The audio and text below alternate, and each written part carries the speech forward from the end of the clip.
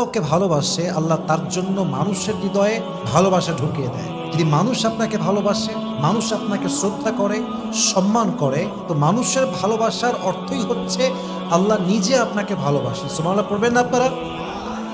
আল্লাহ যখন কোনো বান্দাকে ভালোবাসেন তখন আল্লাহ তাআলা আসমানে ঘোষণা দেয়, হে ফেরেশতারা, আমি অমুক বান্দাকে ভালোবাসি, তোমরাও তাকে ভালোবাসো, এবং জমিনে এলান করে দাও যেন আমার প্রত্যেকটা বান্দা ওই বান্দাকে ভালোবাসে। সুবহানাল্লাহ পড়ে সবাই। এখানে ভালোবাসা বলতে মুমিন বান্দার ভালোবাসা বোঝানো হয়েছে, কারণ অনেক কাফেরকেও তো মানুষরা ভালোবাসে। বলেন তো সবাই, এরকম আছে না নাই? সে কাফের কিন্তু মানুষ তাকে ভালোবাসে। ডোনাল্ড ট্রাম্প, সে একজন কাফের, সে মুসলমান নয়, তাকেও তার রাষ্ট্রে অনেক মানুষ ভালোবাসে, অনেক নাগরিক ভালোবাসে বিধায় তাকে নির্বাচিত করে আবার প্রেসিডেন্ট হিসেবে কাজ করার সুযোগ করে দিয়েছে। এখানে ভালোবাসা বলতে উদ্দেশ্য হচ্ছে মুমিনদের ভালোবাসা।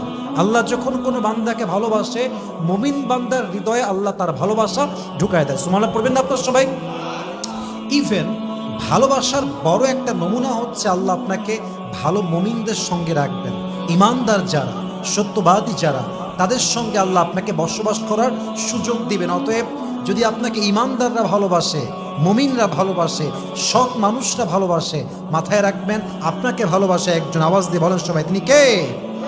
আর-রাজুলু আলা দীনি খালিলি ফালিয়ানজুর আহাদুকুম মান ইউখালিল। মূলত মানুষকে চেনা যায়, বোঝা যায়, জানা যায় তার বন্ধুর মাধ্যমে। যার সাথী যেমন, সে আসলে তেমনই হয়।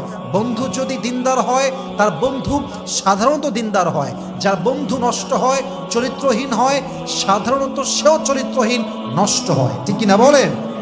অতএব যদি আপনার বন্ধু দিনদার হয়, আপনাকে দিনদার মানুষরা ভালোবাসে, ইমানদার মানুষরা আপনাকে ভালোবাসে, তাহলে বুঝতে হবে আপনার এই ভালোবাসা মানুষের হৃদয়ে ঢুকিয়ে দিয়েছে একজন। তিনি কে?